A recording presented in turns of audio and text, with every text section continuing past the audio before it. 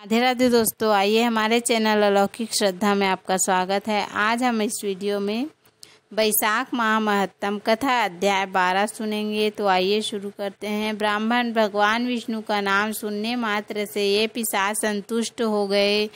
उनका भाव पवित्र हो गया। वे दया और उदारता के वशीभूत हो गए। ब्राह्मण के कहे हुए वचन से उन्हें बड़ी प्रसन्नता हुई थी। उनके पूछने पर वे प्रेत इस प्रकार बोले। प्रेतों ने कहा, विप्र, तुम्हारे दर्शन मात्र से, भगवान श्री हरि का नाम सुनने से हम इस समय दूसरे ही भाव को प्राप्त हो गए। हमारा भाव बदल गया, हम दयालु हो गए। वैष्णव पुरुष का समागम निश्चय ही पापों को दूर भगाता है, कल्याण से संयोग कराता है तथा शीघ्र यश का विस्तार करता है।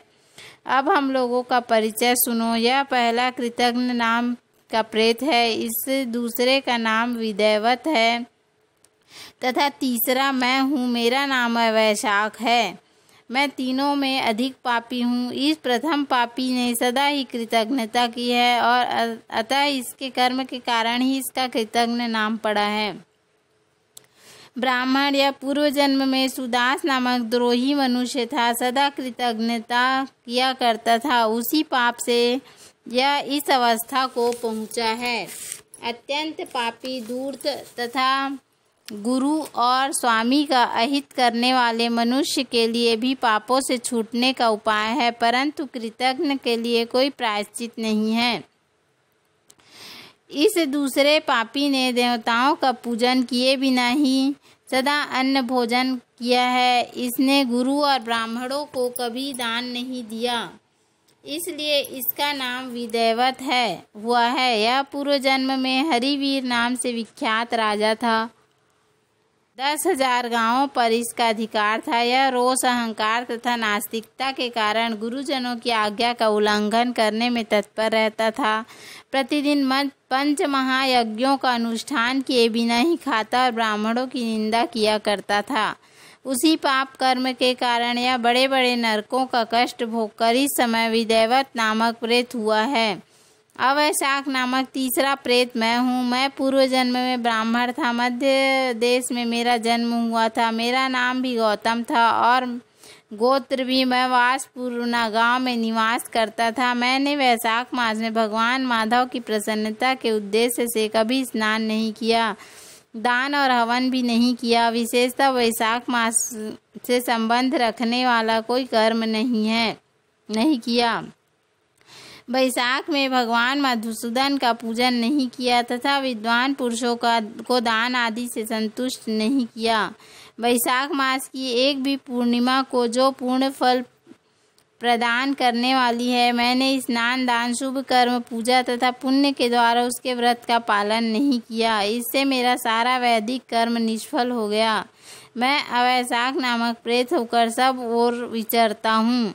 हम तीनों के प्रेत योनि में पड़ने के जो कारण है वह सब मैंने तुम्हें बता दिया। अब तुम हम लोगों का पाप से उद्धार करो, क्योंकि तुम विप्र हो, ब्राह्मण, पुण्यात्मा, साधु पुरुष, तीर्थों से भी बढ़कर है। वे शरण में आए हुए महापापियों को भी नरक से ताड़ देते हैं। जो मनुष्य सदा गंगा आदि संपूर्ण तीर्थों में स्नान करता है तथा जो केवल साधु पुरुषों का संग करता है, उनमें साधु संग करने वाला पुरुष ही श्रेष्ठ है।